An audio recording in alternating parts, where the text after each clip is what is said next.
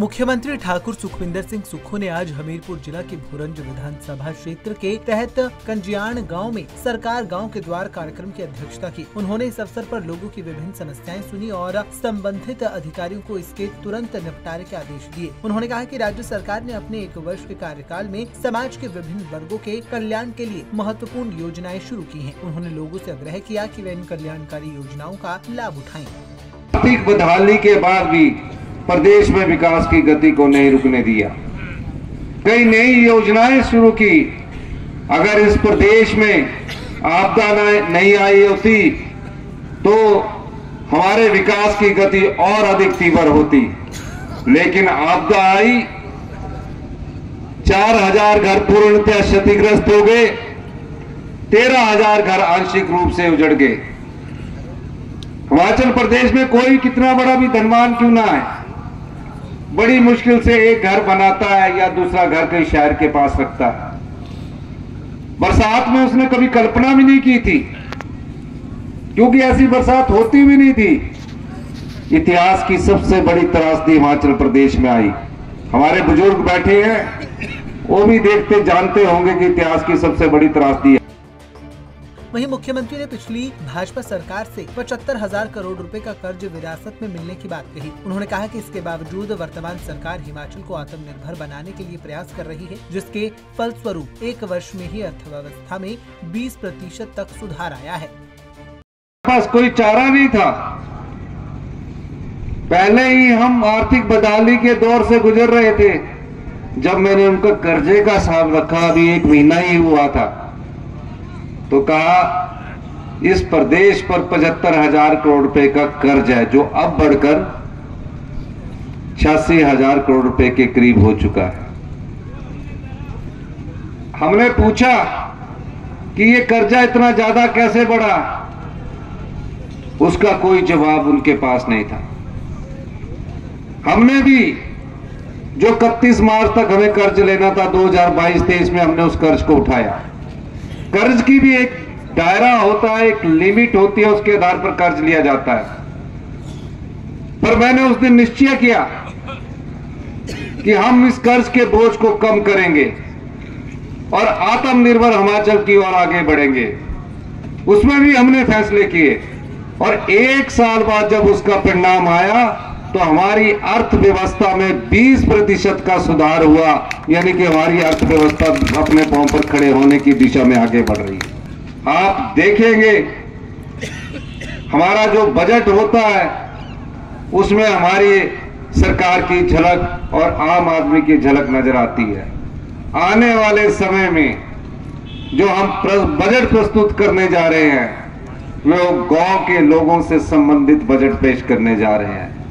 ग्रामीण अर्थव्यवस्था को कैसे मजबूत किया जाए, गांव के लोगों की आय में कैसे वृद्धि की जाए, गांव के लोगों की जेब में कैसे पैसे मिलने चाहिए, उस दृष्टि से हम आने वाले बजट में योजना लेकर आ रहे हैं। वहीं मुख्यमंत्री ने आने वाले 4 सालों में प्रदेश को आत्मनिर्भर बनाने का दावा किया। वहीं हमीरपुर में पहला आधुनिक कैंसर अस्पताल स्थापित किए जाने की बात भी कही। आने वाले 4 सालों में 2027 तक हिमाचल प्रदेश आत्मनिर्भर हिमाचल प्रदेश बनेगा और 2032 तक आने वाले आज के 10 सालों बाद हिमाचल प्रदेश हिंदुस्तान का सबसे समृद्धशाली और अमीर राज्य बनेगा। इस प्रकार की नीतियां लेकर हम लोग आगे बढ़ रहे हैं। आज प्रदेश में कैंसर के रूप में हम स्वच्छता क्षेत्र की बात करें तो हिमाचल प्रदेश कैंसर में दूसरे स्थान पर आता जा रहा है। नॉर्थ ईस्ट पहले स्थान पर, हिमाचल प्रदेश दूसरे पर। नेशनल एवरेज में जो राष्ट्रीय औसत है, जिसमें कैंसर 0.6 के हिसाब से बढ़ रहा है और हिमाचल प्रदेश में 2.2 के हिसाब से कैंसर के पेशेंट बढ़ रहे हैं। कभी किसी ने गौर ही नहीं किया कि कैंसर क्यों हो रहा है।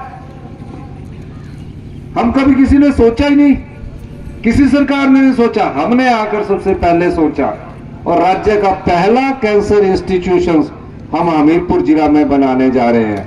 आने से पहले ही मैंने उसके लिए 5 करोड़ रुपया उसकी DPR के लिए सैंक्शन किए। 150 करोड़ रुपया खर्च होगा और इंडिया का सबसे अच्छा उनके मुकाबले का हम ये कैंसर इंस्टीट्यूशन हमीरपुर में बनाएंगे। मुख्यमंत्री ने कहा कि हमीरपुर जिला के लिए सौभाग्य की बात है कि यहाँ से 2 मुख्यमंत्री बने। उन्होंने कहा कि वर्तमान राज्य सरकार आमजन की सरकार है और लोगों को लाभ प्रदान करने के लिए पुराने कानूनों को बदला जा रहा है। पूर्व मुख्यमंत्री प्रेम कुमार धूमल जी थे, वो 10 साल तक मुख्यमंत्री रहे और 10 वर्ष बाद कांग्रेस पार्टी से मुझे मुख्यमंत्री बनने का मौका मिला। ये जिले का भाग्य ही होता है। और निश्चित तौर पर जब मैं मुख्यमंत्री बना तो मेरे मन में एक